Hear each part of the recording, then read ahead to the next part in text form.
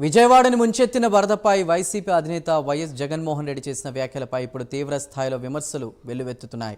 ఎన్నికల్లో ప్రజలు ఓటుతో బుద్ధి చెప్పినా ఇంకా తీరు మారలేదని మండిపడుతున్నారు సోషల్ మీడియాలో నెటిజన్లు.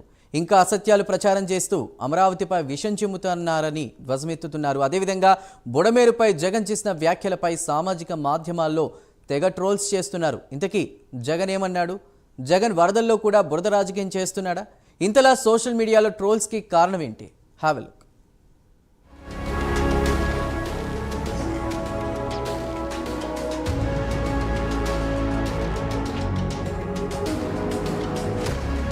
ఎగువ నుంచి వస్తున్న వరదతో పాటు ఉపనదులు కూడా పొంగి పొర్లడంతో కృష్ణవేణమ్మ ఉగ్రరూపం దాల్చింది. దీంతో విజయవాడ చిగురుటాకు వలె వణికిపోయింది. ఎన్నడూ లేనంతగా వరద బెజవాడను ముంచేసింది. వీధులని జలమయమయ్యాయి. సీఎం చంద్రబాబు స్వయంగా వరద సహాయ చర్యల్లో పాల్గొన్నారు. అయితే వరదపై వైసీపీ అధినేత జగన్ చేసిన కామెంట్స్ ఇప్పుడు సోషల్ మీడియాలో ట్రోల్ చేస్తున్నారు నెటిజన్లు. కరకట్టపై ఉన్న చంద్రబాబు ఇంటిని కాపాడుకునేందుకే బుడమేరుకు నీటిని విడుదల చేశారంటూ జగన్ చేసిన వ్యాఖ్యలపై సోషల్ మీడియాలో తెగ ట్రోల్స్ చేస్తున్నారు. ఇదెక్కడి లాజిక్ జగనన్న అంటూ సెటైర్లు వేస్తున్నారు. ఇంకెంత కాలం ఇలా ఫేక్ ప్రచారాలతో గడిపేస్తారంటూ మరికొంతమంది మండిపడుతున్నారు నెటిజన్లు.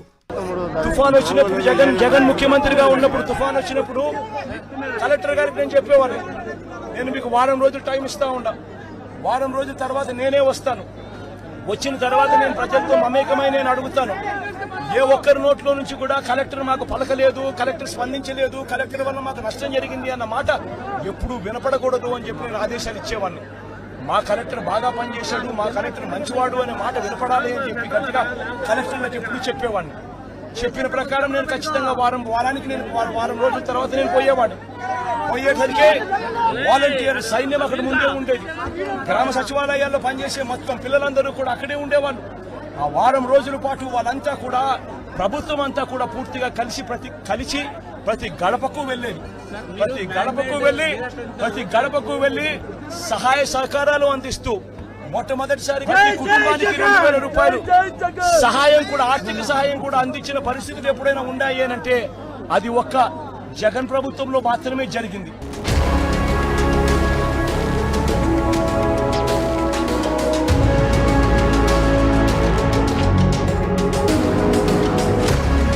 జగన్ వ్యాఖ్యలు విశ్లేషకులను సైతం ఆశ్చర్యానికి గురి చేస్తున్నాయి. ఎక్కడ బుడమేరు, ఎక్కడ చంద్రబాబు ఇల్లు? విజయవాడకు ఉత్తరాన బుడమేరుంటే దక్షిణాన కృష్ణానది ప్రవహిస్తోంది.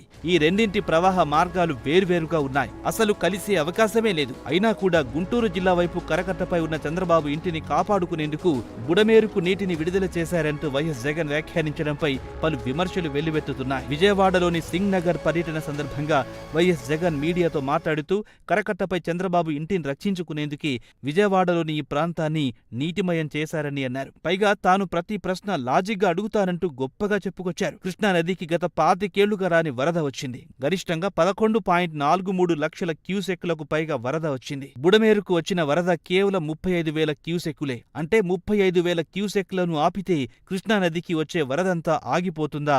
ఇదేం లాజిక్ జగనన్న అంటూ సామాజిక మాధ్యమాల్లో ట్రోల్ చేస్తున్నారు నెటిజన్లు.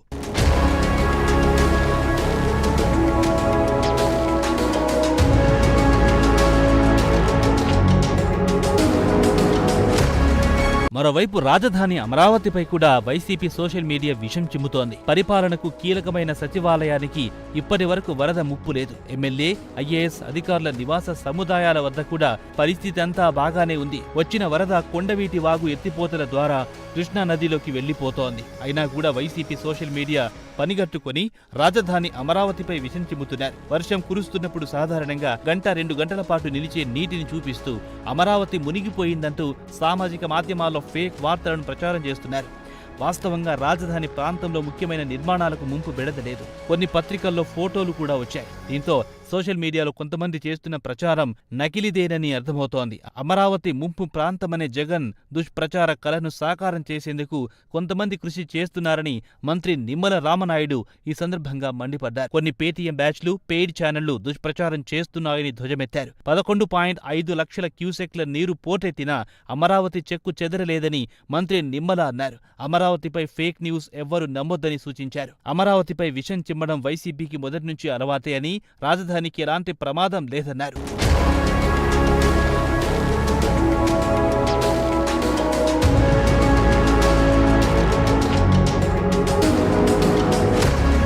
కృష్ణానది మీద వరద చుట్టుముట్టడం ఒక ఎత్తు, ఏదైతే బుడమేరు సంబంధించినటువంటి వరదతోటి 3 బ్రీచెస్ పడి ఏదైతే విశాఖ సిటీలోకి ఏదైతే నీరు చేరిందో ఇది గత ప్రభుత్వ పాలనా వైఫల్యం ఖచ్చితంగా. ఎందుకంటే ఏదైతే బుడమేరుకి సంబంధించి ఆ రోజు తెలుగుదేశం ప్రభుత్వంలో 35,000 క్యూసెక్కులు నీరు వెళ్ళేటువంటి విధంగా దాన్ని ఎక్స్టెన్షన్ చేస్తూ లైనింగ్ చేస్తూ టెండర్లు పిలిచి వర్క్ ఆర్డర్లు ఇచ్చి ఆ రోజు ప్రభుత్వంలో పనిచేస్తే ఈ వైఎస్ఆర్సీపీ ప్రభుత్వం వచ్చి 5 సంవత్సరాల బుడమేరుకు సంబంధించినటువంటి ఎక్స్టెన్షన్ కానీ లైనింగ్ పనులు కానీ ఒక్క అరబస్తా కానీ ఒక్క రూపాయి కానీ ఖర్చు పెట్టినటువంటి పాపానికి ఈవేళ 15,000 క్యూసెక్కులు కూడా వెళ్ళేటువంటి మార్గం లేక 3 నెలల్లో కురవలసిన వర్షం ఒక్కరోజే కురిసినటువంటి స్థితిలో మరి ఒక్కరోజే 27,000 క్యూసెక్కులు నీరు వస్తే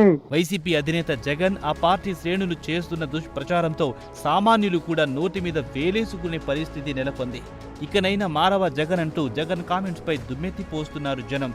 ప్రధాన ప్రతిపక్ష హోదా లేకపోయినా, ప్రతిపక్ష నేత హోదా దక్కకపోయినా ఒక బాధ్యత గల ప్రతిపక్షంగా ప్రజల కోసం పోరాడాల్సిన జగన్ ఇలా దిగజారి మాట్లాడడంపై రాజకీయ విశ్లేషకులు సైతం నివ్వెరపోతున్నారు. వరద ప్రాంతాలు పర్యటించడం బాగానే ఉంది, కానీ ఇలాంటి సమయంలో బురద రాజకీయాలేంతని సర్వత్రా విమర్శలు వెల్లువెత్తుతున్నాయి. చేస్తే సాయం చేయాలి లేదా బాధితులను ఓదార్చాలి, కానీ ఇలాంటి సమయంలో ఇలా రాజకీయ విమర్శలు చేయడంపై జగన్ ప్రతిష్ట ఇంకా దిగజారే ప్రమాదం ఉందని రాజకీయ పరిశీలకులు చెబుతున్నారు. దీంతో ఎలాంటి సమయాల్లో రాజకీయం చెయ్యాలి, ఎలాంటి సమయాల్లో సంయమనం పాటించాలి జగన్కు తెలియదని రాజకీయ వర్గాల్లో చర్చించుకుంటున్నారు.